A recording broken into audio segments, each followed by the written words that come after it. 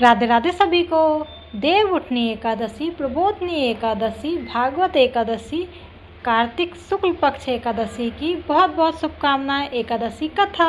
भगवान श्री कृष्ण ने कहा, हे अर्जुन, मैं तुम्हें मुक्ति देने वाली कार्तिक मास के शुक्ल पक्ष की प्रबोधनी एकादशी के संबंध में नारद और ब्रह्मा जी के बीच हुए वार्तालाप को सुनाता हूँ। एक बार नारद जी ने ब्रह्मा जी से पूछा, हे पिता, प्रबोधनी एकादशी के व्रत का क्या फल होता है? आप कृपा करके मुझे यह सब विस्तार पूर्वक बताएं। ब्रह्मा जी बोले, हे पुत्र, जिस वस्तु का त्रिलोक में मिलना दुष्कर है, वह वस्तु भी कार्तिक मास के शुक्ल पक्ष की प्रबोधनी एकादशी के व्रत से मिल जाती है। इस व्रत के प्रभाव से पूर्व जन्म के किए हुए अनेक बुरे कर्म क्षण भर में नष्ट हो जाते हैं। हे पुत्र, जो मनुष्य श्रद्धापूर्वक इस दिन थोड़ा भी पुण्य करते हैं, उनका वह पुण्य पर्वत के समान अटल हो जाता है। उनके पितृ विष्णु लोक में जाते हैं। ब्रह्म हत्या आदि महान पाप भी प्रबोधनी एकादशी के दिन रात्रि को जागरण करने से नष्ट हो जाते हैं। हे नारद, मनुष्य को भगवान की प्रसन्नता के लिए कार्तिक मास की इस एकादशी का व्रत अवश्य करना चाहिए। जो मनुष्य इस एकादशी व्रत को करता है, वह धनवान, योगी, तपस्वी तथा इंद्रियों को जीतने वाला होता है, क्योंकि एकादशी भगवान विष्णु को अत्यंत प्रिय है। इस एकादशी के दिन जो मनुष्य भगवान की प्राप्ति के लिए दान, तप, होम, यज्ञ, भगवान नाम जप भी परम यज्ञ है।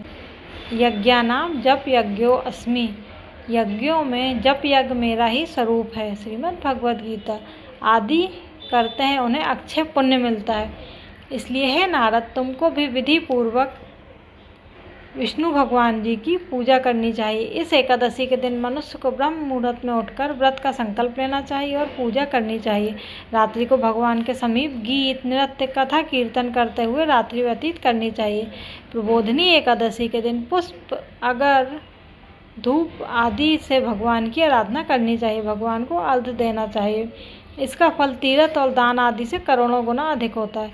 जो गुलाब के पुष्प से, वकुल से और अशोक के फूलों से, सफ़ेद और लाल कनेर के फूलों से, दूर्वा दल से, समी पत्र से, चंपक पुष्प से भगवान विष्णु की पूजा करते हैं, वे आवागमन के चक्र से छूट जाते हैं। इस प्रकार रात्रि में भगवान की पूजा करके प्रातःकाल स्नान के पश्चात भगवान की प्रार्थना करते हुए गुरु की पूजा करनी चाहिए और सदाचारी व पवित्र ब्राह्मणों को दक्षिणा देकर अपने व्रत को छोड़ना चाहिए। जो मनुष्य चतुर्मास व्रत में किसी वस्तु को त्याग देते हैं, उन्हें इस दिन से पुनः ग्रहण करनी चाहिए। जो मनुष्य प्रबोधनी एकादशी के दिन विधि पूर्वक व्रत करते हैं, उन्हें अनंत सुख मिलता है और अंत में स्वर्ग को जाते हैं। जय श्री राधे। शुभ एकादशी।